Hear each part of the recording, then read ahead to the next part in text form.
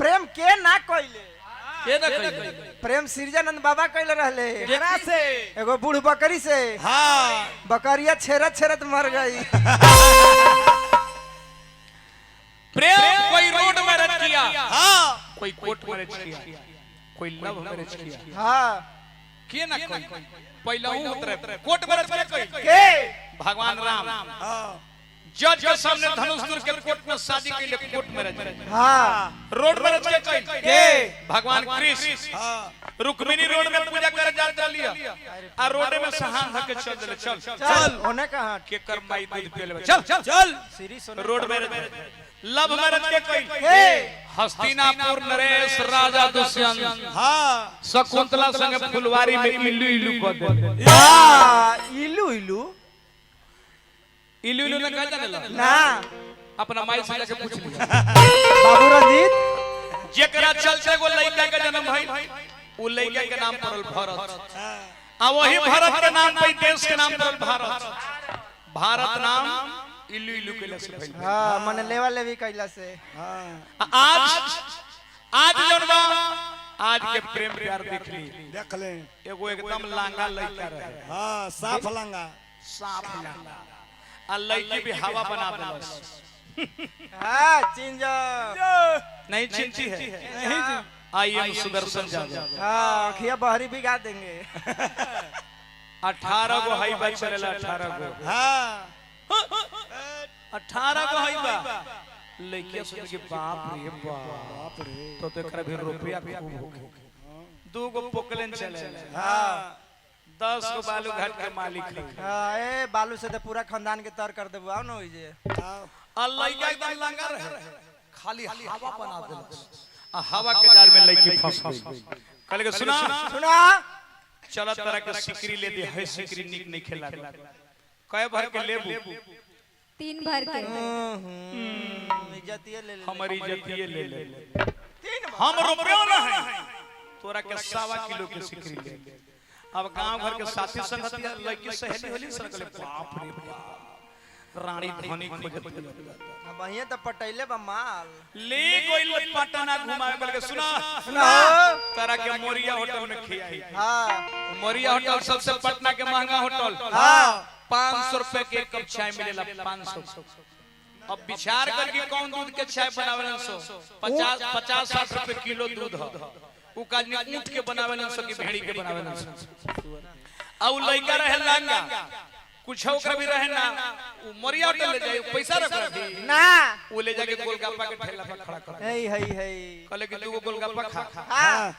दुइए गो खइलस गोलगप्पा तो कहते सुना सुना हो हमर घर से इमरजेंसी फोन चल बिहान तोरा के लिए आंदम सिकरी बबुआ कोसलेंदा न खइलस न भरपेट गोलगप्पे खइलस न सिकरिया लिया चल देल घरे गांव के लइके देखलन से कि आहिरी हाय हाय हाय हाय दैयो करे सविता भाभी मार प्यारवा सर रहले ई प्यारवा सर रहले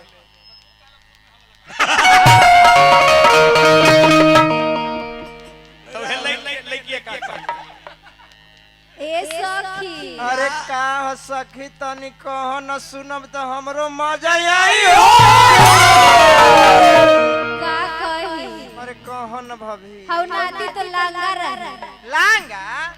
लांगा मिल गई ले बे मतलब के काम खत्म कर देला कैसे होई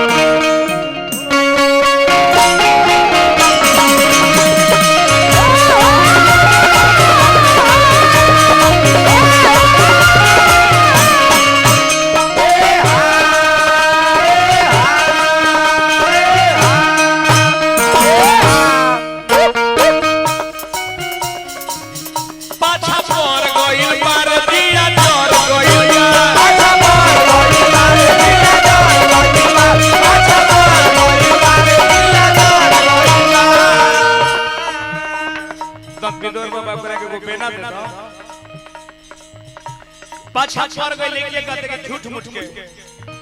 नहीं प्रीत हमरा चीज से उतर गई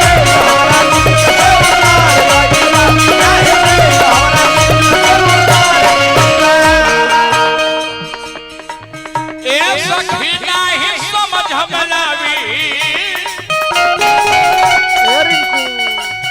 ए सखी नाही समझ में आवे बोलना पाखी आवे हरे पाखी आवे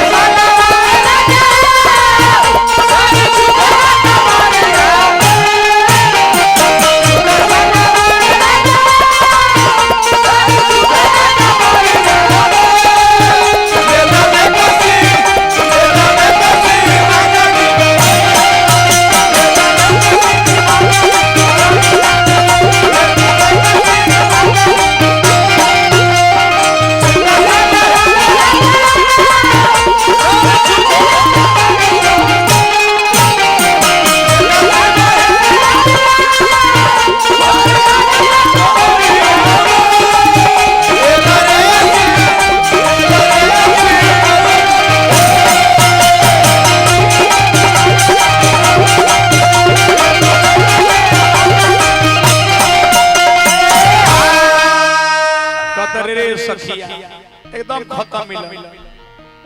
हम